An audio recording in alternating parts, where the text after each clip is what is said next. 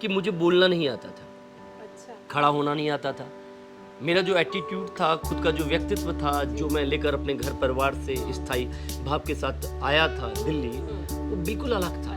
क्या मैं theatre artist बन सकता हूँ? उस वर्कशॉप में ज़्यादातर बच्चों के पास कार थी, सबके पास मोबाइल फ़ोन थे। उस 2003 में मोबाइल शुरू हो गया था। तो मैं जिस तरह से वहाँ थिएटर कर रहा था, तो वो लोग लंच करने के लिए इंडियन हैबिटेट सेंटर के रेस्टोरेंट में जाते थे और मैं एक चाय की दुकान पर पीछे जाता था, तो चाय और पार्ले जी के पैकेट के साथ लंच करता था। लंच हो जाता था। हाँ, और वो मुझसे पूछते थे कि भाई तुमने क्या खाया? मैंने कहा पीछे एक रेस्टोरेंट है ना, उसमें बहुत दबा के खा कर आया हूँ। कभी मैंने किसी को अपने बारे में नहीं बताया कि मेरा बजट क्या है या मेरी जेब में कितने पैसे हैं। आपसे पूछना चाहती हूँ कि सर, क्या आज आप जिस स्टेज पर हैं, लाइक, तो आपको अपने माता पिता के बारे में आप क्या सोचते हैं? क्या आपको उनकी याद आती है, या आप जहाँ हैं तो क्या सोचते हैं आप? देखो,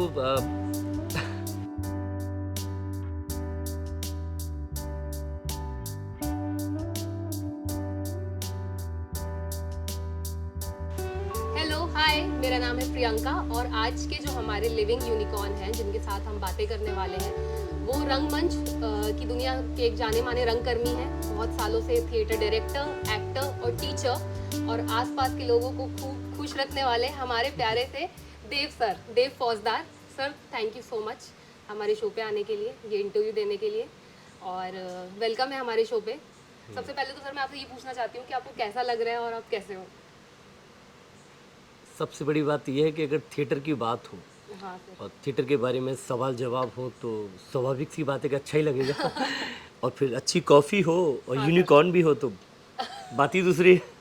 तो अच्छा लग रहा है, बहुत अच्छा लग रहा है। हाँ, थैंक यू सर। सर आप बताओ सर, आप क्या बात करें?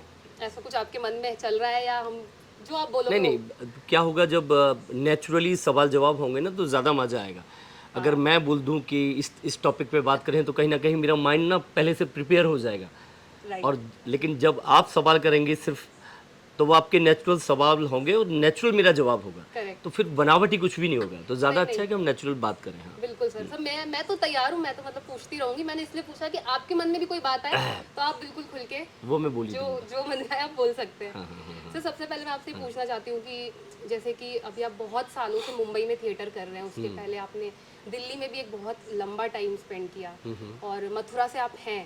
तो सर इन तीनों जगहों से कहीं ना कहीं एक इमोशन आपका जुड़ा होगा, और तीनों का अलग अलग इमोशन होगा। तो सर वो जर्नी आज आप अगर ब्रीफली देखते हैं पीछे, तो आपको कैसा लगता है? सर क्या याद है उस सारे शहरों की अलग अलग? बहुत लंबा सवाल था सर। हाँ, नहीं नहीं, अच्छा है। खैर, जर्नी जब जब भी हम कोई काम करते हैं, और पहले तो एक यात्रा ही होती है, और उसके बाद जब सफल हो जाते हैं, मुझे नहीं मालूम कि सफलता के मायने क्या है, मैं कितना सफल हूँ। जी। लेकिन इतना भर मालूम है कि अगर आप खुश हो, कोई भी काम कर रहे हो, तो कहीं ना कहीं आप सफलता के बेहद करीब हैं। तो गांव से दिल्ली का सफ़र, जी। दिल्ली से मुंबई का सफ़र, यस। इन 3 शहरों के बीच में ना जाने कितने अनगिनत ऐसे भी शहर आए जहाँ बीच बीच में पड़ाव लिया, हाँ। यात्राएं की। मैं रंगमंच की खोज के लिए निकला भी, करेक्ट। तो मैंने कभी सोचा नहीं था कि मैं थिएटर करूँगा। नहीं सोचा था सर आपने कभी? कोई मन नहीं था। आर्मी में जाना चाहता था, आप आर्मी में जाना मैं चाहते आर्मी में थे? जाना चाहता था, अरे वाह। या फिर क्रिकेटर बनना चाहता था। लेकिन तो क्रिकेट मतलब आप खेलते थे हाँ, बचपन मैं में? मतलब आपको बहुत बहुत अच्छा पसंद? क्रिकेट खेलता था, और गांव की टीम से मैं कैप्टन भी रहा हूँ। अरे वाह सर। सो ये था कि या तो क्रिकेटर बनूंगा या फिर आर्मी में जाऊंगा। इंडिया किसी फोर्स में, इंडिया इंडियन लेकिन फोर्स में जाएंगे? डेस्टिनी हाँ। Sir destiny is everything. कैसे लेके आई सर डेस्टिनी आपको? जब ग्रीक ट्रेजेडी हम पढ़ते हैं ना, जब सोफोक्लिस की बात करते हैं, और वो इस तरह से ईडीपस को वो कैसे घुमा के अपने शहर में वापस ले आती है, तो अभी भी जैसे मैं फिर से वापस अपने शहर जा रहा हूँ आजकल नाटक के लिए, हाँ। तो मैं अपने आप को पाता हूँ कि कहीं ना कहीं हम लोग डेस्टिनी, नियति के सामने विवश हैं। हम लोग कर्म तो करते रहते हैं, और कर्म से ही हमारी डेस्टिनी भी बदलती है, लेकिन सबसे ज़्यादा कहीं ना कहीं डेस्टिनी का भी एक बहुत बड़ा कारण होता है। बिल्कुल। तो मैं तो किसान परिवार से हूँ, और पूरी फैमिली किसान परिवार से थी, जी। जाट किसान परिवार। अच्छा। मतलब जाट तो पता ही है कि मतलब ठेठ किसान परिवार होते हैं, तो जिनके बारे में बोला जाता है कि घुटने में बुद्धि रहती है। हाँ, लेकिन फिर एक कहावत और भी है कि अनपढ़ जाट पढ़ा जैसा, और पढ़ा लिखा जाट खुदा जैसा। वाह। तो मैंने थोड़ा सा पढ़ने की कोशिश की। जी। तो एक घटना घटी और उस घटना के कारण मुझे दिल्ली जाना पड़ा। दिल्ली जिनके घर मैं रुका था, हॉस्टल में रुका था, तो वो थिएटर करते थे। और जब मैंने देखा कि यार थिएटर तो बहुत इंटरेस्टिंग चीज़ है, तो मैंने कहा यार मैं भी करूँगा। तो वहाँ मेरे एक बड़े भैया रहते थे, तो उनके साथ मैं रहने लगा और फिर मैंने थिएटर की शुरुआत की। तो 2003 में थिएटर की पहली शुरुआत मेरी हुई थिएटर से। और इंडियन हैबिटेट सेंटर में हम लोग वर्कशॉप करते थे आदरणीय अरविंद गौड़ जी की। अच्छा अच्छा। तो शुरुआत वहीं से हुई। तो सर पहले मतलब कैसे आपने कोई नाटक देखा था या आप कैसे गए कि दिल्ली में आपका वो सामना कैसे हुआ थिएटर? नाटक नहीं देखा था, हाँ। लेकिन वो जो माहौल देखा था ना रिहर्सल का, मैं जिनके यहाँ रहा था, नरेश चौधरी, नरेश कबीर थे हिंदू कॉलेज में, हिंदू हॉस्टल में, अच्छा। और वो मेरे गांव के पास के ही थे। तो उनके बारे में गांव में मैंने पहले भी सुन रखा था कि वो नाटक से जुड़े हुए हैं, तो मेरा बहुत इंटरेस्ट फिर जग गया था उनकी चीज़ों को देखकर। करेक्ट। तो पहले नहीं था वैसा, हाँ। पहले क्रिकेटर बनना है या आर्मी में जाना है। तो जब उनके काम को देखा तो मुझे बहुत मज़ा आया, मुझे लगा यार इसमें मैं खुल के जी सकता हूँ, और मैंने वर्कशॉप शुरू की। अच्छा। तो वर्कशॉप में सबसे बड़ी प्रॉब्लम जो सबसे ज़्यादा ये थी, वो ये थी कि मुझे बोलना नहीं आता था, अच्छा। खड़ा होना नहीं आता था। मेरा जो एटीट्यूड था, खुद का जो व्यक्तित्व था, जो मैं लेकर अपने घर परिवार से स्थायी भाव के साथ आया था दिल्ली, वो बिल्कुल अलग था। अलग था। मतलब उद्दंड था। मतलब मुझे लगता था कि जाट जाट मतलब वो तो बाप होता है, देसी टच था सर। वो पूरा था। भाषा काजा रो का कर रो लाला सोना नायका, ये वाली भाषा थी। जैसे मैं कुछ खड़ा होता तो लोग बोलते कि तेरे में ना आर्ट नहीं आती है। अच्छा। मैंने कहा यार ये बॉडी में आर्ट कैसे आएगी? बोलते थे तुम्हारी वॉइस में ना वो ठहराव नहीं है, या कहें कि तुम्हारे शब्द बहुत खराब है। अच्छा। तो मैंने कहा बोलता तो हूँ मैं, खड़ा भी ठीक से होता हूँ और बात भी ठीक से करता हूँ। सर आपको कैसा लगता था, मतलब सब बुरा लगता था, सब लोग ऐसा बोलते थे? स्वाभाविक सी बात है कि बुरा लगता था, बहुत बुरा लगता था, लेकिन मुझे लगा कि अगर मेरे अंदर जो कमी है तो मुझे उस पर काम करना पड़ेगा। तो मैंने गुरुजी के पास गया, मैंने बोला कि सर क्या मैं थिएटर आर्टिस्ट बन सकता हूँ? तो बोले यार बहुत मुश्किल है, इसके साथ साथ जॉब भी कर लो। अपने आप को सपोर्ट तो करने के हाँ, लिए। तो मन थोड़ा सा टूट गया था। और उस समय की कुछ इंसिडेंट है, हालांकि ऐसा नहीं कि भावनाओं के वशीभूत होकर मैं ये सारी बातें बताऊं। जी। उस वर्कशॉप में ज़्यादातर बच्चों के पास कार थी, सबके पास मोबाइल फ़ोन थे।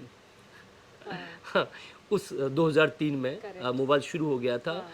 तो मैं जिस तरह से वहाँ थिएटर कर रहा था, तो वो लोग लंच करने के लिए इंडियन हैबिटेट सेंटर के रेस्टोरेंट में जाते थे और मैं एक चाय की दुकान पर पीछे जाता था।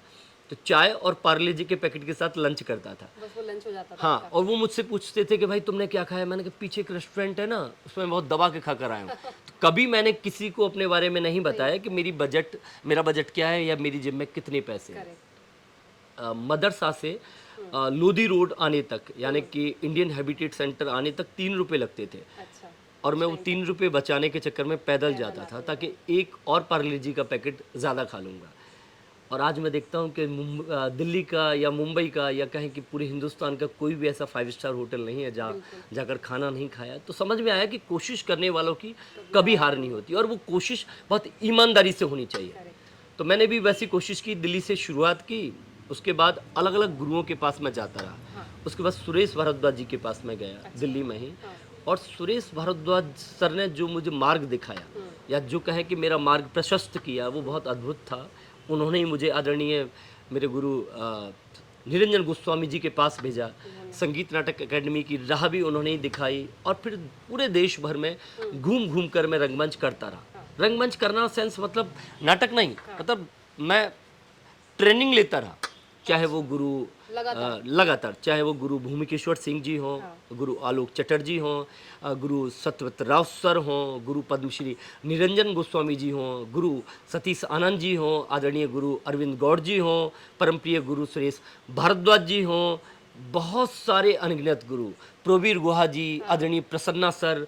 तो इस यात्रा में बहुत सारे गुरु मिले, और यहाँ जो आज मैं पहुँचा हूँ, या कह रहा था मैं कि वो जो पार्ले जी का पैकेट या चाय से जो मैं नाश्ता या लंच करता था, आज वो और हिंदुस्तान के सारे बड़े होटल में खाना खा लेता है, तो वो सब गुरुओं के कारण है। तो गुरुओं के आशीर्वाद के कारण है, क्योंकि मेरा तो कुछ नहीं है, सब कुछ उन्होंने दिया। मुझे तो बोलना नहीं आता था, खड़ा होना नहीं आता था, तो उन्होंने ही सिखाया है। सर जो स्टेप बाय स्टेप आप हर गुरु के पास गए होंगे, तो आपका अनुभव भी सबके साथ अलग रहा होगा, हर किसी ने आपको अलग अलग चीज़ें सिखाई होगी। फिर धीरे धीरे जब आपने अपने आप में इम्प्रूवमेंट देखना चालू करा होगा कि आप में अंदर बोलना या चलना ये सब चीज़ें चेंज हो रही हैं, तो सर वो फिर आप उसने आपको कॉन्फिडेंस दिया होगा, तो आप ऐसे ही फिर पूरे भारत में अलग अलग लोगों के साथ आपने नाटक किया काफ़ी टाइम तक। बिल्कुल बिल्कुल, जैसे हर गुरु की अपनी कुछ विशेषताएं होती हैं। जैसे मैं गुरु आदरणीय अरविंद गौड़ जी की बात करूं तो अरविंद गौड़ सर ने जो ट्रेनिंग हमें दी थी, जो अनुशासन हमें दिया था, बहुत ज़बरदस्त था, तो वो काम आया। उसके बाद आदरणीय गुरु सुरेश भारद्वाज जी के पास जब मैं गया तो उनका जो एक सिंपल पर्सन या कहें किसी वेटर या किसी पियोन से भी बात करने का जो तरीका है वो इतना सहज है, इतना सिंपल है कि दूसरे को ऐसा महसूस ही नहीं होता कि ये इतना बड़ा आदमी है। तो उनसे जो साधारणीकरण या कहें कि बहुत सिंपल सिटी जो सीखी मैंने, वो आदरणीय गुरु सुरेश भारद्वाज जी से सीखी। बहुत प्यार से बात करते थे।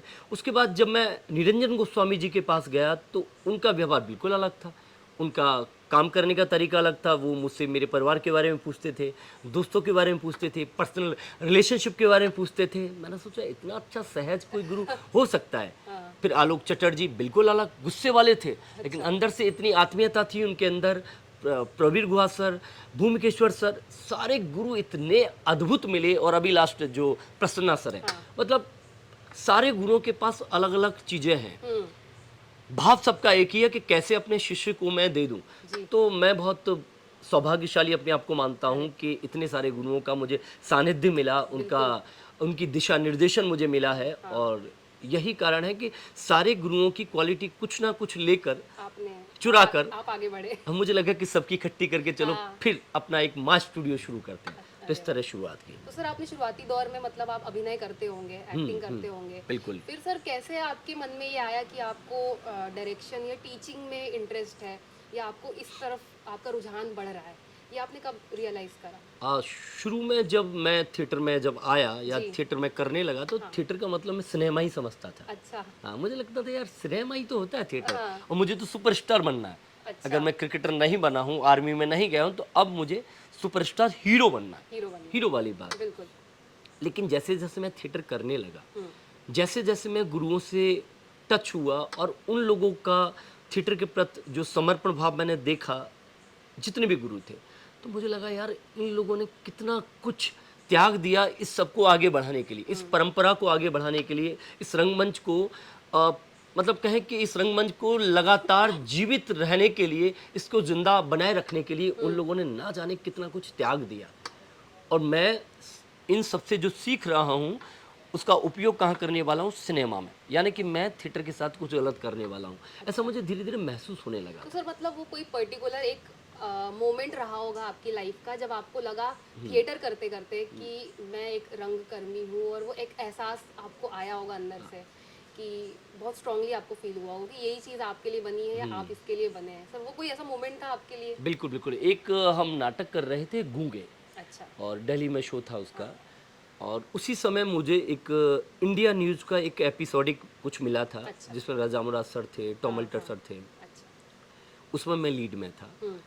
और उस समय की बात है जब मुझे अभिनय आता ही नहीं था, आज भी नहीं आता, आज भी हम सीख ही रहे हैं। खैर हाँ, सो वो चॉकलेटी चेहरे की वजह से काम मिल गया था। अच्छा। सो प्रफुल्ल कुमार चाकी का मैं चरित्र कर रहा था, और उसी समय नाटक की रिहर्सल चल रही थी।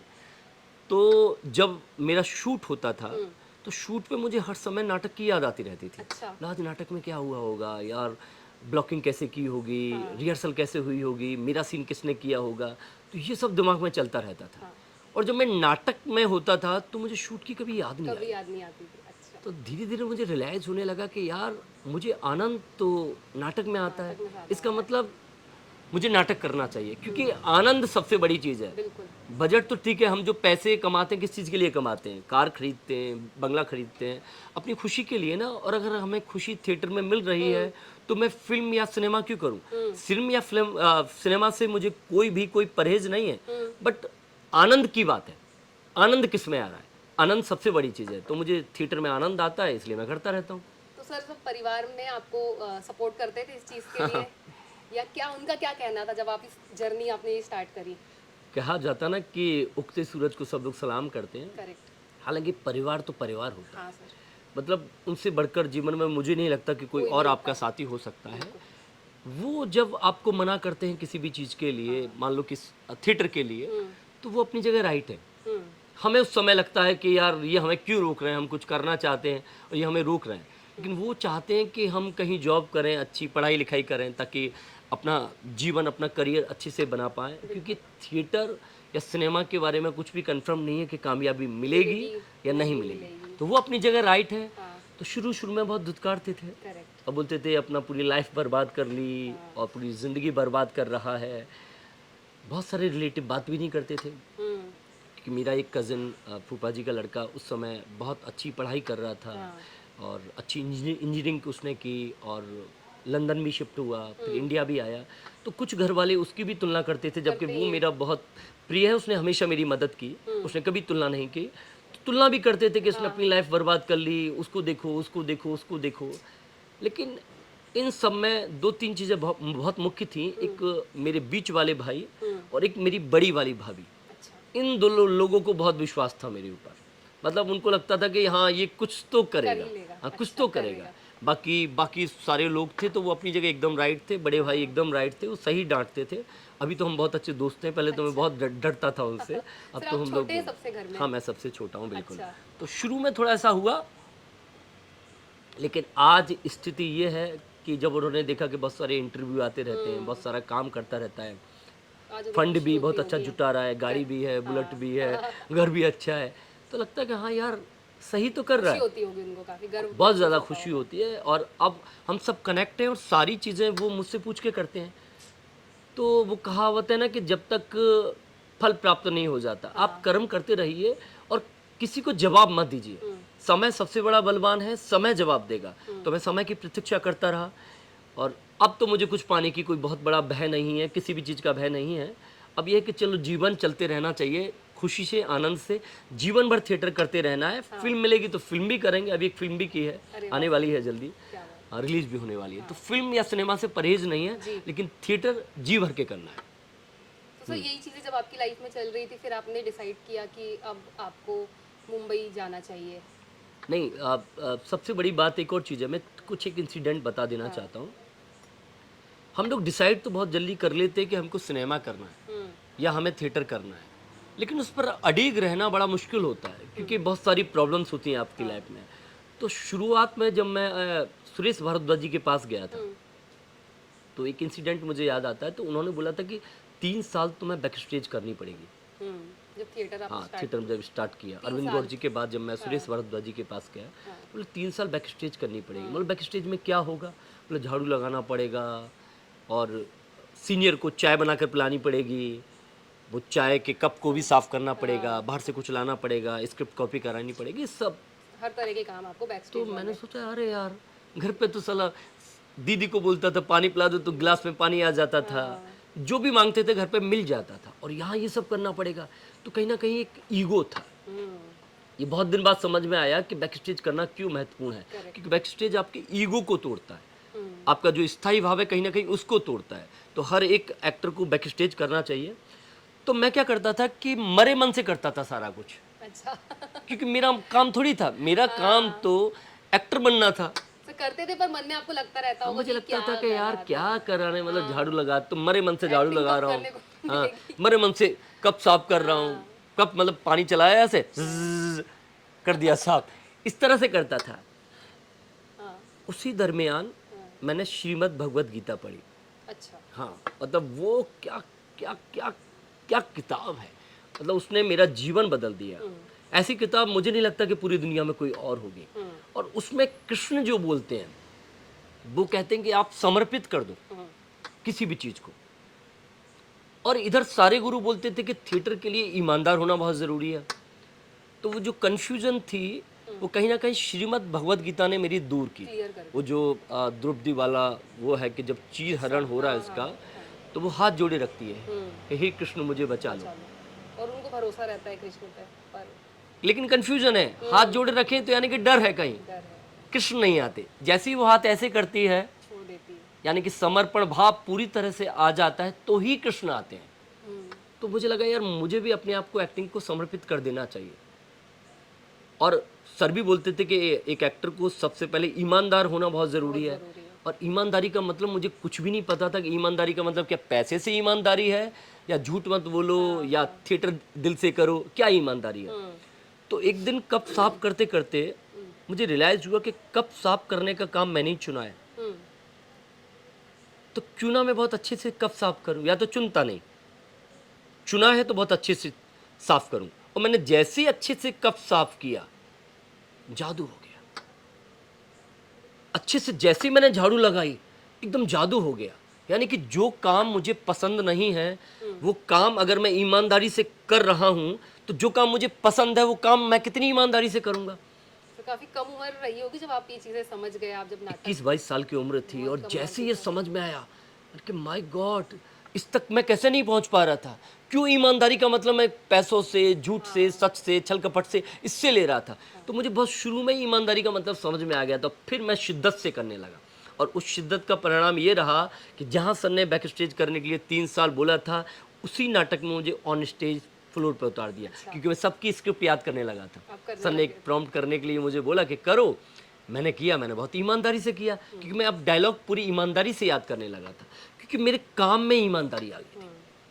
अब इतने सालों बाद जब मैं अपने स्टूडेंट को पढ़ाता हूँ, तो बहुत बार बच्चे पूछते हैं कि सर ईमानदारी का मतलब क्या है। तो ये उदाहरण मेरे सामने बिल्कुल सामने जीवंत हो जाता है, और आपके माध्यम से अब हमारे दर्शकों तक भी ये उदाहरण पहुँचेगा कि ईमानदारी का मतलब क्या है थिएटर में। सर मैं ये भी जानना चाह रही हूँ कि जब आप आजकल जो आपका स्केड्यूल रहता है, उसमें जब आप नहीं पढ़ा रहे होते हैं, अभिनय से जुड़ी चीज़ें नहीं कर रहे होते हैं, तो आपको क्या करना पसंद है? हाँ आजकल तो व्हाट्सअप फेसबुक खेल रहे हैं बस हम लोग। हाँ, तो सब कुछ व्हाट्सएप पे करना पड़ता बेसिकली नहीं, वो तो ठीक है, खैर वो तो एक मजाक वाली बात होगी। हाँ। दरअसल मुझे लिखना बहुत पसंद है, है। अच्छा। और मैं लिखता रहता हूँ इस खाली समय में। और अभी 3 नए नाटक हम लिख रहे हैं, जी। कोशिश कर रहे हैं कि लिखा जाए। हम का मतलब है कि मैं अपने 2-3 स्टूडेंटों के साथ मिलकर एक नाटक पे काम कर रहे हैं। 3 नाटक हैं, हाँ हाँ। अलग अलग जोनर के। तो खाली समय पे खूब मस्ती करता हूँ मैं। तो कैसी मस्ती करते हैं? मस्ती सेंस मतलब बिला के साथ लूडो खेलता रहता हूँ। और बाकी ऐसा कुछ है नहीं। ये खाली समय पर मैं बहुत यूनिक काम करता हूँ, खाली लिखने के अलावा। तो घूमना फिरना भी पसंद है बहुत आपको? पसंद है, और परिवार के बच्चों के साथ अभी मुझे बहुत अच्छा लगता है। तो मैं अपनी भतीजियों के साथ बातें कर रहा होता हूँ वीडियो कॉल पर, गप्पे लड़ा रहा होता हूँ। एक भतीजा हमारा सिडनी है, ब्रदर इन लॉ का बेटा, तो उससे मस्ती कर रहा होता हूँ। तो अभी बहुत मज़ा आता है। मतलब अभी खाली टाइम का उपयोग मैं सिर्फ मस्ती के लिए करता हूँ, ऑनेस्टली। अगर मैं कहूँ कि बहुत ज़्यादा क्रिएटिव काम कर रहा हूँ, तो बहुत ज़्यादा कुछ ऐसा क्रिएटिव काम अभी तो नहीं कर रहा। सर मतलब और सर जैसे फिल्में देखना पसंद है आपको? हाँ, फिल्में देखनी पसंद है, लेकिन आर्ट वाली फिल्में मतलब। अच्छा। और पिक्चर हॉल में मैं पहले फिल्म देखने नहीं जाता था। नहीं जाते थे? हाँ, अब तो खैर जाने लगा हूँ बहुत ज़्यादा। पहले नहीं जाता था, लेकिन ऐसा कुछ खास कारण नहीं था। बट ऐसे ही कभी कुछ मन नहीं होता था। हाँ, नाटक देखना हो तो नाटक देखने के लिए तो मैं यहाँ से दिल्ली भी चला जाऊँगा। तो वैसा था। तो अब पिक्चर देखना शुरू किया, ज़्यादा फिल्में अब मैं देख रहा हूँ। तो मे बी ये भी एक कारण रहा हो, क्योंकि मेरे फिल्म की तरफ ज़्यादा रुझान नहीं रहा, सिनेमा की तरफ ज़्यादा रुझान नहीं रहा, क्योंकि नाटक मैंने ज़्यादा देखे, तो नाटक को ज़्यादा समझा। तो बस ऐसा ही है, खाली समय तो अभी मस्ती चल रही है। तो सर अध्यात्म से भी जुड़े हुए हैं आप, या कोई ऐसा मोमेंट था आपकी लाइफ में जब आपको लगा कि मैं ऐसा कुछ कनेक्शन मुझे फील हो रहा है, या वो किस वजह से था? या तो अभिनय की वजह से था, या जीवन में आपको कैसे आई वो चीज़ आपकी लाइफ में? बेसिकली हम लोग जो होते हैं ज़्यादातर अध्यात्म और जीवन को अलग अलग रख कर देखते हैं। मैं भी ऐसे ही देखता था। हम लोग सब मतलब हम सारे लोग आते हैं, लेकिन अभी जब थोड़ा सा अध्यात्म से मैं कनेक्ट हुआ, बहुत ज़्यादा अध्यात्म को समझने की कोशिश की, तो समझ में आया कि अध्यात्म और जीवन तो अलग हो ही नहीं सकता। नहीं हो सकता। आदरणीय अखिलेंद्र मिश्रा सर बोलते हैं कि बच्चे का जो जन्म होने का जो प्रोसेस होता है ना, वो अपने आप में आध्यात्मिक ही तो है। एक बच्चा 9 महीने बाद गर्भ से बाहर आता है, एक आध्यात्मिक प्रोसेस ही तो है। हम लोग सांस ले रहे हैं, यानी कि ब्रीदिंग इज एवरीथिंग। तो ब्रीदिंग को कौन डील कर रहा है, कौन चला रहा है, कौन ऐसा उपकरण है जो हमारे शरीर की किडनी, लीवर, दिल सबको चला रहा है, और एक दिन सब कुछ छोड़ छाड़ के हम लोग चले जाते हैं। तो मनुष्य का जीवन पूरी तरह से आध्यात्मिक ही है, और ये अभिनय या अभिनेता भी अध्यात्म से बिल्कुल अलग नहीं है। तो शुरुआत में जब मैं सोचता था कि मैं थोड़ा सा आध्यात्मिक हो गया हूँ, कुछ अध्यात्म कुछ अलग है, मतलब कुछ अलग सा महसूस कर रहा हूँ शुरुआत में। अभी मुझे कुछ दिनों से महसूस होने लगा है कि नहीं, मैंने दुनिया का प्रत्येक आदमी आध्यात्मिक ही है, बस हम थोड़ा सा उसको अलग देखने लगते हैं कि भाई ये थोड़ा साधु महात्मा सा हो गया है, क्योंकि सारे शब्दों के जो मतलब है, जैसे साधक का मतलब जो साधने की कोशिश कर रहा है वो किसी भी चीज़ को, तो साधु लोग ब्रीदिंग को साधने की कोशिश कर रहे होते हैं और अभिनेता लोग अपने शरीर, ब्रीदिंग, मन, इन सारी चीज़ों को साधने की कोशिश कर रहे होते हैं। वही प्रोसेस है, सेम, दोनों साधक है। तो ये भी आध्यात्मिक की तरफ बढ़ रहे हैं, वो भी आध्यात्मिक की तरफ बढ़ रहे हैं। तो अध्यात्म, जीवन, अभिनय या विज्ञान अलग नहीं है। तो वैसा कुछ मैं कहूँ कि एक्स्ट्रा ऑर्डिनरी मुझे महसूस हुआ, तो फिर वही बात आती है कि आध्यात्मिक चीज़ों को बहुत ज़्यादा बताना नहीं चाहिए। तो वैसे भी मुझे बहुत एक्स्ट्रा ऑर्डिनरी कुछ महसूस नहीं हुआ। अभी जो मैं आपके साथ बैठा हुआ हूँ वो एक्स्ट्रा ऑर्डिनरी ही महसूस हो रहा है, क्योंकि हर पल जीने की कला ही अध्यात्म है। आप उस पल में अगर रस निकाल लेते हो उस पल का, तो कहीं ना कहीं आप आध्यात्मिक व्यक्ति हो। और सिर्फ मैं ही नहीं, आप भी आध्यात्मिक हो अगर आप इस पल को जी रहे हो तो। और भरत मुनि का जो नाट्य शास्त्र है वो भी यही बात करता है। जब हम उस श्लोक की बात करते हैं कि जतो हस्त ततो दृष्टि, जतो दृष्टि ततो मन, जतो मन ततो भाव, तब रस निष्पत्ति, तो वो भी तो यही बात को कह रहे हैं कि जहाँ बैठे हुए हो वहीं आपकी दृष्टि हो, और जहाँ आपकी दृष्टि है वहीं आपका मन हो, और जहाँ आपका मन है वहीं आपका भाव हो, यानी कि इंटेंशन, किस इंटेंशन के साथ बैठे हुए हैं। जो आपकी लाइफ है उसमें आप शादी, प्यार, मोहब्बत, इसके बारे में आप क्या सोचते हैं और क्या अनुभव रहा है आपका इस लाइफ में? देखो, शादी, प्यार, मोहब्बत, मुझे लगता है कि ये सब बंधन है। ये मैंने बहुत अच्छी तरीके से महसूस किया है। जी। तो जब बंधन है तो लोग मोहब्बत में क्यों फंसते हैं? फिर क्यों लैला मजनू की इतनी बातें की जाती हैं, या हीर रांझा के बारे में इतने किस्से गढ़े जाते हैं, या फिर क्यों उसके बारे में इतने किस्से, किताबें या फिल्में लिखी जाती हैं? तो जो किताबें लिखते हैं या जो फिल्म लिखते हैं, या जो कबीर ने कहा है कि पोथी पढ़ पढ़ जग मुआ, पंडित भया ना कोय, और 2.5 अक्षर प्रेम का पढ़े सो पंडित हो, यानी कि प्रेम की जो इतनी बड़ी व्याख्या दी गई है, तो दी फौजदार क्या चीज़ है जो प्रेम को नकार सकता है? लेकिन प्रेम मेरे जीवन में या मेरी सोच में उसका मतलब है फ्री छोड़ देना। आप जब भी किसी व्यक्ति से प्रेम करो, उसको फ्री छोड़ दो। वो क्या करता है, क्या खाता है, क्या पीता है, कहाँ जाता है, उसे जाने दो। और ये स्वतंत्रता या ये फ्रीडम देना ही, मुझे लगता है यही प्रेम है। अगर बांध कर रखना प्रेम है, तो फिर वो पंछी जिसे हम पिंजड़े में रखते हैं, सोने के पिंजड़े में रखते हैं, खाने को अच्छा दाना देते हैं, सब कुछ देते हैं, और उसे हम सच में बहुत प्यार कर रहे होते हैं, लेकिन जैसे ही पिंजरा हम खोलते हैं वो उड़ जाता है।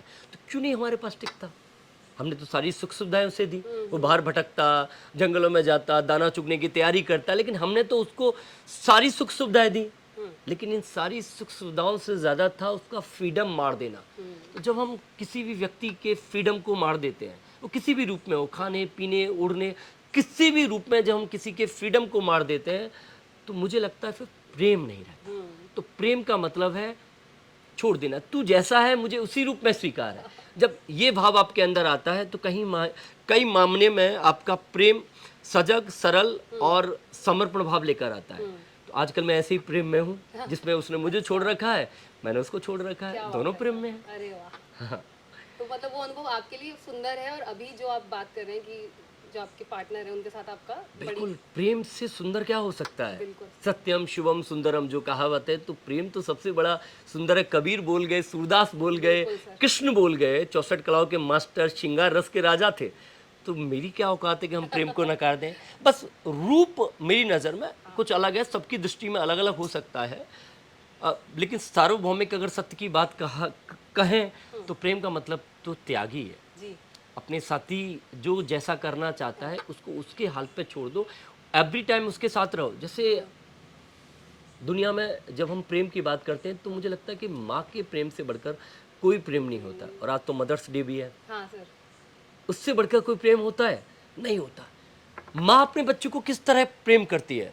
वो बच्चा जिसको 9 महीने अपनी कोख में रखा, इतना पाला पोसा बड़ा किया, उसके बाद बच्चा माँ को धुतकारने लगता है, घर से बाहर कर देता है, उसके बाद भी माँ कभी उसके बारे में बुरा नहीं सोचती। एक किस्सा है माँ का दिल। मतलब माँ का दिल में एक छोटी सी कहानी है कि एक वेश्या से एक व्यक्ति को प्रेम हो जाता है। वो बोलता है मैं तुझे बहुत ज़्यादा प्यार करता हूँ। तो वेश्या बोलती कितना प्यार करता है, तू मेरे लिए क्या कर सकता है? बोले मैं तेरे लिए सब कुछ कर सकता हूँ। अच्छा, अपनी माँ का दिल तू मेरे लिए ला सकता है? बता हाँ ला सकता हूँ। अब बेटा माँ के पास गया, माँ को पता है कि बेटा गलत है, बेटा मेरी जान लेना चाहता है, यानी कि मेरा दिल निकालना चाहता है। वो बोलता है कि माँ मुझे तेरा दिल चाहिए। बोली बेटा ठीक है, और वो दिल दे देती है। उसके बाद वो माँ का दिल लेकर उस वेश्या की तरफ जा रहा है और ठोकर लगती है और माँ का दिल गिर जाता है। तो माँ के दिल से आवाज़ आती है कि बेटा तुझे चोट तो नहीं लगी, ये प्यार है, ये समर्पण है। मतलब किसी भी रूप में है, कैसा है ये भाव, अपने आप में मुझे लगता है कि इससे बड़ा भाव दुनिया में प्रेम का कोई हो ही नहीं सकता। चाहे वो राधा कृष्ण के प्रेम की बात हो, चाहे वो लैला मजनू के प्रेम की बात हो, चाहे वो हीर राजा के प्रेम की बात हो, या किसी के प्रेम की बात सर हो। क्योंकि अभी हम इस बारे में बात कर रहे हैं और ये अनुभव भी आपने बताया, ये कहानी आपने बताई, तो मैं एक बार आपसे पूछना चाहती हूँ कि सर क्या आज आप जिस भी स्टेज पर हैं लाइफ में, तो आपको अपने माता पिता के बारे में आप क्या सोचते हैं? क्या आपको उनकी याद आती है, या आप जहाँ हैं तो क्या सोचते हैं आप? देखो क्या होता है कि कुछ ऐसे लोग होते हैं जिनको भुला नहीं सकते, उनमें जो एक सबसे खास रिश्ता होता है वो माँ बाप का होता है, इसमें कोई दो राय नहीं है। होती है बहुत सारी चीज़ें, महसूस होता है, लेकिन मुझे लगता है कि उन भावनाओं को अगर आप व्यक्त कर देंगे तो दिल से वो स्थान चला गया उनका।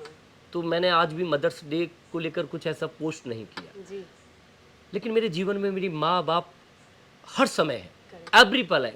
इसीलिए तो हमारी स्टूडियो का नाम माँ स्टूडियो है। सर आप मतलब अपने दोस्तों के साथ भी टाइम स्पेंड करते होंगे, या आपके दोस्त होंगे सर, कुछ बचपन के होंगे, और जो जिंदगी आपने जी हर स्टेज में हो सकता है आपके अलग अलग दोस्त बने होंगे, तो सर क्या उन दोस्तों के साथ भी आज आप कांटेक्ट में हैं, उनसे मिलना जुलना होता है आपका, आप लोग टाइम स्पेंड करते हैं? मैं जो अपनी, हालांकि अपनी बढ़ाई करना अच्छी बात नहीं है, लेकिन एक छोटी सी बढ़ाई मैं करना चाहूँगा यहाँ अपनी, स्वार्थी बन रहा हूँ थोड़ा सा मैंने कभी किसी दोस्त को नहीं छोड़ा अपने जीवन में। और जो दोस्त मेरे 5वीं क्लास तक मेरे साथ थे उनको भी एफबी पर मैंने ढूंढा, और आज भी लगातार हर 1-2 महीने बाद मैं उन्हें कॉल करता रहता हूँ। मुझे लगता है दोस्त एक ऐसी धरोहर है, क्योंकि सारे रिश्ते तो आपको बने बनाए मिलते हैं, चाहे वो भाई का हो, बहन का हो, मम्मी का हो, पापा का हो, किसी का भी हो, लेकिन एक रिश्ता ऐसा होता है जो आप चुनते हैं।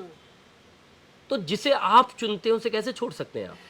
नहीं नहीं, बिल्कुल बिल्कुल सही बात है सर। ऐसा नहीं होता है कभी, मतलब जो गर्लफ्रेंड के साथ या कोई भी आपकी लाइफ में रहता है, तो ऐसे नोकझोंक नहीं होती कि आप दोस्तों के साथ ज्यादा टाइम स्पेंड बिल्कुल करते हो बिल्कुल बिल्कुल और होती मेरे है। साथ नहीं करते हो? हर रिश्ते की अपनी एक सीमा है, और मुझे लगता है कि कोई रिश्ता अगर दूसरे रिश्ते की वजह से प्रॉब्लम में आ रहा है, अगर कोई सवाल खड़ा कर रहा है, तो कहीं ना कहीं गड़बड़ है। क्योंकि हर एक आदमी का अपनी जगह महत्व है। हाँ, भाई दोस्त का भी उतना ही महत्व है जितना आपके परिवार के लोगों का महत्व है, क्योंकि उसके साथ भी आपने टाइम स्पेंड किया है। तो जब दोस्त को ज़रूरत है, मैं उस समय पूरी समय अपने दोस्तों के साथ खड़ा हूँ। जब दोस्त को मेरी ज़रूरत नहीं है तो मैं बेवजह से क्यों परेशान करूँ और खुद भी क्यों अपना टाइम बेकार करूँ, स्पेंड करूँ। तो मेरा मानना है कि जब जहाँ जिसके साथ हो, जतो हस्त ततो दृष्टि, जी, वही वाला जो मंत्र। आपने बोला। तो आप उस समय उसके साथ रहिए, और जब दोस्त को लगे कि दोस्त को आपकी ज़रूरत है या आपको दोस्त की ज़रूरत है, तो निसंकोच याद कीजिए। क्या जा रहा है दोस्त को याद करने में, रात हो दिन हो कभी भी। तो दोस्तों के साथ घूमने जाते होंगे या खाने पीने जाते होंगे, सर क्या आपको फेवरेट क्या है सर खाना, कि मैं जाऊंगा तो ये चीज़ तो मुझे खानी ही है, ये मुझे बहुत पसंद है? पहले कभी पनीर पसंद हुआ करता था, अभी ऐसा कुछ नहीं है खाने में। अब धीरे धीरे मैं देख रहा हूँ कि मनुष्य धीरे धीरे बदलता है। जब मैंने टॉलस्टॉय को पढ़ा, तो टॉलस्टॉय की जो कहानियाँ थी, जो शुरुआती दौर में वो लिखा करते थे, उसके बाद वो और यंग हुए, और उसके बाद जब वो और ज़्यादा एज के पड़ाव पर पहुँचे, तो मैंने देखा कि तीनों कहानियों में उनकी सोच में ज़मीन आसमान का अंतर था। जितने भी लोग हैं, चाहे वो आप स्टानिस्लॉवस्की की आखिरी किताब हो, जब उन्होंने जेल में लिखी थी, उन्होंने बोला था कि मैं अब तक जो लिखता आया वो बिना अध्यात्म के अधूरा था, जो कि स्टालिन ने बैन कर दिया था उस किताब को। तो ऐसे ही है, पहले कभी पनीर पसंद था, कभी कुछ आलू भुजिया पसंद आई, कभी कुछ पसंद आया, कभी कुछ पसंद आया। तो समय के साथ साथ धीरे धीरे चीज़ें बदल रही हैं, और अभी कोई ऐसा टेस्ट नहीं है। अब मैं खाने के लिए खाता हूँ, पहले सिर्फ मैं टेस्ट के लिए खाता था, बट टेस्टी भी होना चाहिए। अब ठीक है भाई, खाना खाना है, जीवन के लिए खाना बहुत ज़रूरी है, तो अभी मैं बहुत कम खाता हूँ और सिर्फ खाने के लिए खाता हूँ, टेस्ट के लिए नहीं खाता, जीवन के लिए खाता हूँ। हाँ, सर क्रिकेट खेलते हैं आप अभी मतलब? अब तो नहीं, मतलब जो क्रिकेट मुझे इतनी पसंद थी, मतलब बहुत ज़्यादा पसंद थी, अब मैं क्रिकेट देखता भी नहीं हूँ। मुझे लगता है अब टाइम मेरा बेवजह वहाँ ख़राब होगा, उतने टाइम मैं कोई किताब पढ़ लूँगा या कुछ नाटक की रिहर्सल कर लूँगा, तो मैं क्रिकेट देखता भी नहीं हूँ। फिर वर्कआउट करना पसंद है आपको? वर्कआउट में योगा और आसन अच्छा। रोज रोज सुबह 11 सूर्य नमस्कार तो होने ही है, चाहे मैं 9 बजे जागूं, चाहे 10 बजे जागूं, चाहे मैं 1 बजे जागूं। सर तो अब मैं आपसे ये जानना चाहती हूँ कि जो आपका सफ़र रहा उसमें हम जानना चाहेंगे नाट्य किरण मंच के बारे में और कैसे उसकी स्थापना हुई, कैसे आपने उसको फाउंड किया, और ये चीज़ सर कैसे आपको श्योर हो गई कि आप पढ़ाना चाहते हैं और स्टूडेंट्स के बीच में रहना चाहते हैं? बेसिकली जब थिएटर में सीख रहा था या रंगमंच कर रहा था, जी। तो अलग अलग गुरुओं के पास जाकर, जैसे कि मैंने पहले ही बताया था, अलग अलग लोगों से अलग अलग चीज़ें सीखने की कोशिश की। जी। अब जब संगीत नाटक एकेडमी से मैंने 1 ईयर का डिप्लोमा कंप्लीट किया, नाट्यकुलम और संगीत नाटक एकेडमी से, तो मुझे लगा यार मैंने क्या सीखा है, कैसे पता चले, समझ नहीं आ रहा था, बहुत कुछ अंदर चल रहा था, बहुत सारे गुरुओं से इतना पढ़ लिया, डिप्लोमा भी कंप्लीट कर लिया, अब कैसे पता चले कि मुझे कुछ आता भी है। तो मैंने अपने एक दोस्त को बोला कि भाई मैं कुछ पढ़ाना चाहता हूँ, सिखाना चाहता हूँ, क्या तुम सीखोगे? बोले सीखूंगा भाई, लेकिन पैसे नहीं दूंगा। बोला नहीं, पैसे नहीं मांग रहा मैं, ऐसे ही देखते हैं। तो श्रीराम सेंटर के पीछे मंडी हाउस में पार्क में मैंने वो क्लास शुरू की, फ्री। तो राजेश सांगवान एक दोस्त था, वो क्लास करता था, उसके साथ एक और था, 2 लोगों को मैंने क्लास करना मतलब प्रशिक्षण देना शुरू किया, तो उनको बड़ा आनंद आया। हम बातें करते थे और कुछ चीज़ें शेयर करता था, कुछ एक्सरसाइज करता था, तो उसको बड़ा आनंद आया। उसने 2 लोगों को और बोला कि भाई मेरा दोस्त बहुत अच्छा पढ़ाता है, तुम उसके पास जाओ। वो आए 2 लोग, उन 2 लोगों ने 4 लोगों को और बोला, और ऐसे करते करते 2 महीने में 70 लोग आ गए थे पार्क में। अरे वाह। और सब लोग पे करने लगे थे, कोई 1000, कोई 2000, कोई फ्री भी है, कोई 500 रुपये, कोई 300 रुपये, कोई चाय पिला रहा है, कोई पानी की लेकर आ रहा है। पर आपको मजा आ रहा था? मुझे तो मज़ा आ रहा था, मैं तो एंजॉय कर रहा था, एक्सप्लोर कर रहा था मैं। और फिर मुझे लगा कि यार इसका मतलब मैं पढ़ा सकता हूँ, मतलब ये लोग खुश हैं, हैप्पी हैं, फीडबैक देते थे सारे लोग। मेरी एक आदत है कि क्लास करने के बाद मैं हमेशा फीडबैक लेता हूँ कि आज मैंने क्या पढ़ाया, आपका क्या अनुभव रहा। तो मुझे लगा हाँ यार पढ़ा सकते हैं। और हमने फिर उनका एक प्लेटफॉर्म भी दिया, वहाँ मंडी हाउस में ही एक दुकान थी, उसके पास ओपन थिएटर लिख दिया, और रोज़ वहाँ एक नुक्कड़ नाटक करने लगे नए सब्जेक्ट के साथ। तो 70 लोग जब मंडी हाउस में खड़े होते थे तो सब लोग देखते थे, अरे यार ये कौन लोग हैं। 6 बजे नाटक शुरू हो जाता था। तो इसका मतलब मंडी हाउस से थोड़ा थोड़ा प्रचार होने लगा था कि देव पढ़ाता है, देव पढ़ाता है, देव पढ़ाता है। क्या पढ़ाता है देव वो तो अलग बात है, लेकिन देव पढ़ाता है ये लोग जान चुके थे। तो मुझे लगा अब चलो कुछ एक्सप्लोर करते हैं। तो मैंने मथुरा में भी कोशिश की थिएटर की, कामयाबी नहीं मिली, क्योंकि पता नहीं क्या कारण था। वो कहते हैं कि जब दूर का, कहते हैं ना कि घर का साधु बाहर का जोगी, तो मैं उनके लिए एक तरह से घर का वही था, घर की बात थी, हाँ वही वाली कहावत थी, तो सीरियसली लिया नहीं। मैं मुंबई चला आया, और मुंबई मैं सोच कर आया था कि मैं थिएटर ही करूँगा। तो 2009-10 में मैं मुंबई आया और मैंने पहली वर्कशॉप की शुरुआत की। तो पहली वर्कशॉप में 30 बच्चे आए, क्योंकि उन लोगों ने प्रचार किया था जो लोग दिल्ली में वर्कशॉप कर रहे थे। 30 बच्चे आए, दूसरी वर्कशॉप की 30 बच्चे आए, और ऐसे ही करते करते करते करते करते करते नाट्य मंच कब खड़ा हो गया पता ही नहीं चला। और फिर मुझे मौका भी नहीं मिला, मुझे कहेंगे टाइम ही नहीं मिला बाकी चीज़ें सोचने का कि मैं कुछ और सोचूं। इस सारी जर्नी में, नाट्य मंच के यहाँ तक पहुँचने की जर्नी में, मेरे गुरुओं ने मेरी बहुत हेल्प की, चाहे वो सुरेश भारद्वाज जी हों, निरंजन गोस्वामी सर ने तो सबसे ज़्यादा हेल्प की, भूमिकेश्वर सिंह, आदरणीय आलोक चटर्जी, प्रवीर गुहा सर, ये सब यहाँ आते रहे। सर प्रॉब्लम्स भी आई होंगी ना, थिएटर आपने स्टार्ट किया होगा, आपका ग्रुप स्टार्ट किया होगा, तो सब पैसों से रिलेटेड हो सकता है, या मुंबई जैसा शहर है, अलग अलग तरह की प्रॉब्लम आपने फेस करी, पर आप चलते रहे। लेकिन प्रियंका, मेरा मानना है, मैं ना प्रॉब्लम को कभी प्रॉब्लम मानता ही नहीं हूँ। मुझे लगता है ये अवसर है, क्योंकि प्रॉब्लम अगर आपकी लाइफ में आ रही है तो यानी कि आपके लिए कुछ नए विंग खुलने की तैयारी हो रही है। तो ये चीज सर, इस सोच ने आपको मतलब कहीं ना कहीं बिल्कुल बहुत सपोर्ट किया हमेशा। एक कहानी मैंने छोटी सी पढ़ी थी कि एक गांव है और ये गंगा बहती है, इस गांव एक इधर है, एक गांव इधर है, बाढ़ आई, इस गांव को बहा कर ले गई, 2 बार आई, फिर से इस गांव को बहा कर ले गई, फिर तीसरी बार बाढ़ आई, फिर से इसी गांव को बहा कर ले गई। अब बताओ इन दोनों गांव में कौन सा गांव सबसे ज़्यादा रिच या समृद्ध होगा? तो वो गांव जो कि बार बार बहा था, क्योंकि उन लोगों ने समझ में आ गया था उन लोगों को कि भाई नेचर तो फिर से सब कुछ बहा कर ले जाएगा, तो पढ़ो पढ़ो कुछ नया सीखो। उस गांव से सबसे ज़्यादा आईएएस है, सबसे ज़्यादा एसडीएम है, सबसे ज़्यादा डीएम है, क्योंकि उन्होंने हालातों से लड़ना सीख लिया था। तो कोई भी प्रॉब्लम लाइफ में अगर आती है, देखो सब लोग रोते ही हैं इंटरव्यू पे, अपनी अपनी कहानियाँ बनाते हैं, संघर्ष की कहानियाँ बताते हैं। मैं बहुत सारे एक्टर को देखता हूँ, कुछ लोगों का जेन्युइन संघर्ष होता है, और कुछ एक्टरों को मैं पर्सनली जानता हूँ, तो मैं देखता हूँ उन्होंने कब संघर्ष किया था। मंडी हाउस से उनको जानता हूँ। तो मुझे लगता है कि संघर्ष तो कुछ है ही नहीं जीवन। संघर्ष तो वो है जब आप माँ की पेट में 9 महीने रहते हैं, उससे बड़ा संघर्ष क्या हो सकता है? तो मैंने संघर्ष नाम की चीज़ कुछ भी नहीं की। जब मैं पार्ले जी के पैकेट और चाय से लंच किया करता था, तब भी मैं जीवन को एंजॉय करता था। आज जब सारी सुख सुविधाएं हैं, तब मैं भी जीवन को एंजॉय करता हूँ। तो जीवन बहुत सुंदर है, एंजॉय करो ना यार। संघर्ष क्या है? संघर्ष थोड़ी है। बिल्कुल। हाँ, तो सर आज जो आप इस पल पे आप अपने आप को कहाँ पाते हैं और क्या सोचते हैं सर? कुछ नहीं पाता। मैं एक साधारण सिंपल एक रंगकर्मी हूँ, और मुझे लगता है कि मैं जो कर रहा हूँ कोई भी कर सकता है, कोई बहुत बड़ी बात नहीं है। बस हमें कोशिश करते रहना चाहिए लगातार। तो बस मैं आम लोगों की तरह मैं भी काम कर रहा हूँ, और मैं भी समाज, दुनिया, या कहें कि अपने राष्ट्र के लिए, अपने थिएटर के माध्यम से कुछ करना चाहता हूँ, क्योंकि हर आदमी का एक विजन होता है। साइंटिस्ट साइंस के माध्यम से कुछ देश, समाज या मनुष्यता के लिए करना चाहता है, डॉक्टर अपनी डॉक्टरी के माध्यम से करना चाहता है। तो मेरा कर्म रंग कर्म है, तो रंग कर्म के माध्यम से मैं मनुष्यता, समाज, दुनिया के लिए कुछ करना चाहता हूँ। तो मेरे नाटकों में, मेरी लेखनी में, मेरे विचारों में वही सोच है। सर जितना मैं जानती हूँ आज नाट्य रंगमंच एक बहुत बड़ा परिवार है, बहुत स्टूडेंट्स, बहुत लोग जुड़े हुए हैं आपके साथ। और सर आप लोग रेगुलर, मतलब हम लोग नाटक भी करते रहते हैं, और आपने खुद ने भी काफ़ी नाटक लिखे हैं। तो सर उसके बारे में भी आप कुछ बताइए। देखो, जितना हम समाज के प्रति अवेयर रहेंगे अपने आजू बाजू, तो कहीं ना कहीं एक ना एक नई कहानी मिल ही जाएगी। जी। अगर मैं आपसे बात कर रहा हूँ, अपनी पर्सनल लाइफ के बारे में भी मैं बात करूँ, तो कहीं ना कहीं आपका जीवन में अपनी एक कहानी है। तो कहानी तो हर जगह है, बस उनको एक सूत्र में पिरोने वाला चाहिए। तो पिरोने के लिए थोड़ी सी दृष्टि की ज़रूरत होती है, थोड़ा सोचना समझना होता है, और वो सबके पास कुछ ना कुछ होती है।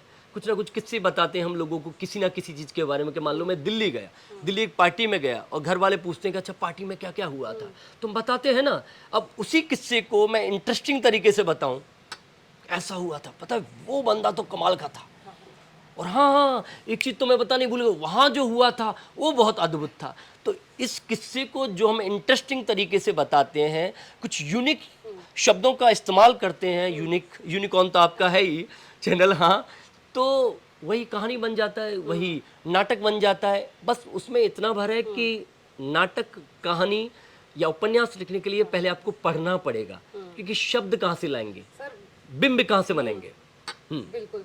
सर बहुत मज़ा आया आज आपसे बात करने में। और एक मुख्य बात मैं बताना चाहता हूँ, जो आपने पूछी नहीं, मैंने भी गलती से बता ही नहीं। अच्छा। अब हम ही तीन चार तरह से काम कर रहे हैं थिएटर को लेकर। एक घुमंतू रंगमंच है, जो गांव-गांव, शहर-शहर जाते हैं और फ्री वर्कशॉप करते हैं, क्योंकि जो गुरुओं ने मुझे दिया है, मैं चाहता हूँ कि वो वापस लोगों तक पहुंच पाए। तो फ्री वर्कशॉप करते हैं, जिसको हमने घुमंतू रंगमंच का नाम दिया है। बेला बारावट मेरे साथ जाती हैं, तिरंगा हम बुलेट पे लगाकर चलते हैं।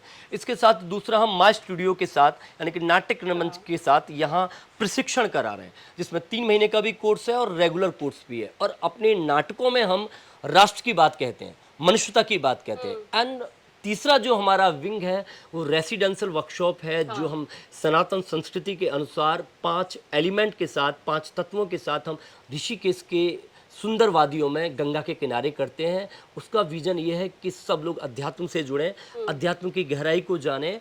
मनुष्य का मनुष्य से जुड़ना ही अध्यात्म है, और वहाँ 5 एलिमेंट्स के माध्यम से मनुष्य की बात करते हैं, क्योंकि योग का मीनिंग ही वही है। योग मतलब जोड़, यानी कि आत्मा से परमात्मा का मिलन, यानी आत्मा में और पर यानी दूसरी आत्मा आप।